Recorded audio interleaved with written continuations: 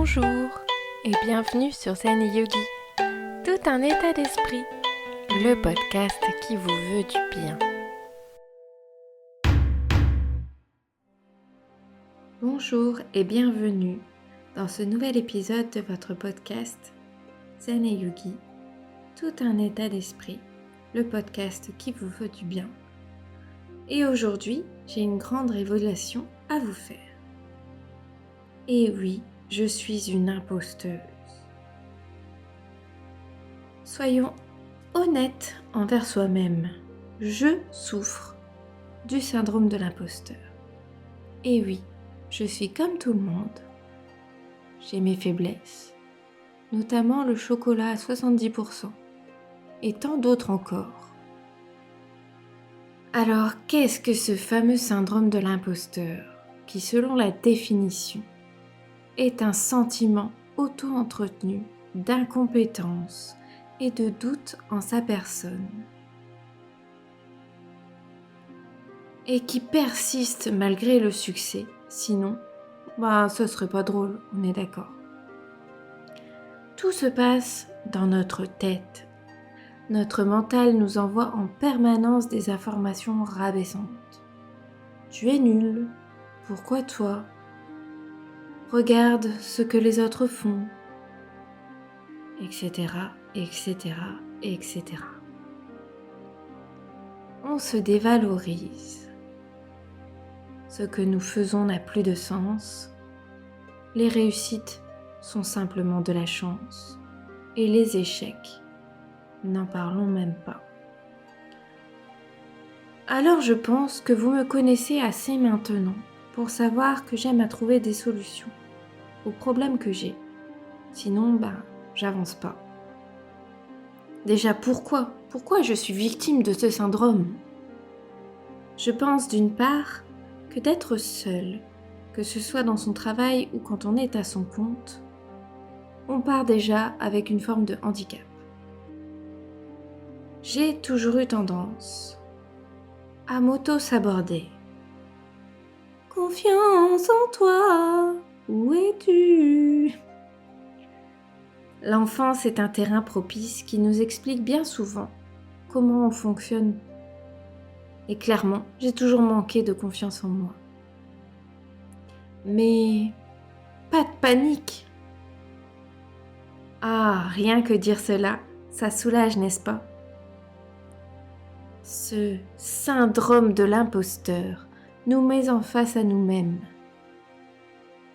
On veut la perfection ou mettre notre cape de super-héros. Ah, qu'est-ce que j'aimerais pouvoir vous sauver. Revenons à la raison. Je ne suis pas parfaite. Je n'ai pas de super-pouvoir, même si je rêverais de voler. Il est illusoire de le croire, mais ça va demander du travail pour le remettre à sa place, ce syndrome. Parce que ce syndrome, ce n'est qu'une autre manifestation de notre mental, notre petit pensouillard qui se joue de nous. Le moment est venu d'agir. Non pas pour combattre ce syndrome, mais bien pour le dompter, pour continuer sa route. Voici ce que j'ai mis en place. Il reviendra sans doute, mais je ne resterai pas sans rien faire. 1. Quand il revient, parlez-en, ne restez pas seul.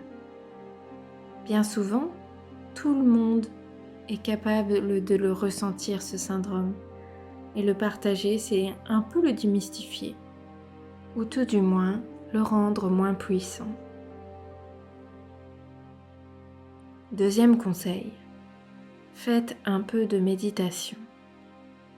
Une méditation dans laquelle vous essayez d'observer vos pensées avec une certaine distance.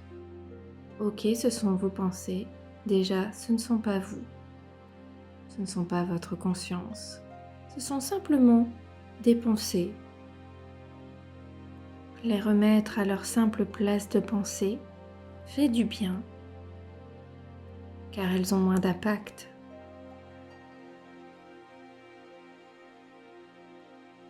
Troisièmement, et pas des moindres, acceptez vos réussites. Et je suis sûre et certaine qu'il y en a. Tous les jours, il y en a. Les petits pas, les grands pas. C'est pas forcément de la chance, hein. Si vous en êtes là où vous êtes, c'est parce que vous avez fait ce travail. Sachez vous récompenser et affirmer haut et fort vos réussites. C'est important. Quatrième conseil qui va de pair avec tout ce qu'on vient de dire. Stoppez la comparaison. On est toujours en train de juger. On est toujours en train de s'identifier à quelque chose d'extérieur à nous. Les réseaux sociaux nous facilitent largement la tâche. On voit ce que les autres font et on pense qu'on ne fait rien. Enfin bon, bref. C'est un petit jeu. Vous pouvez choisir de jouer ou pas. Ça reste à vous de voir. Et enfin, cinquième et dernière chose, restez vous-même. N'essayez pas de faire quelque chose qui ne vous ressemble pas.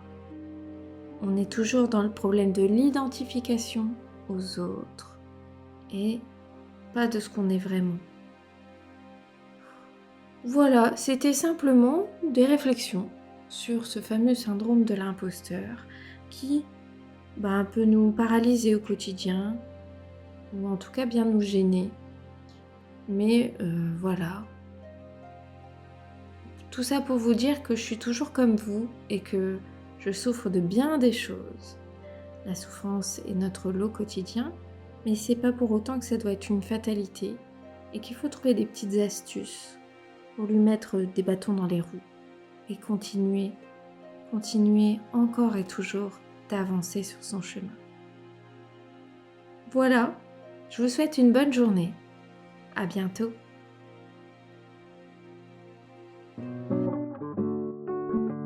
Voilà, j'espère que cela vous a plu. N'hésitez pas à liker, partager et à vous abonner selon votre plateforme. N'oubliez pas, le bonheur se trouve en vous, alors cultivez-le.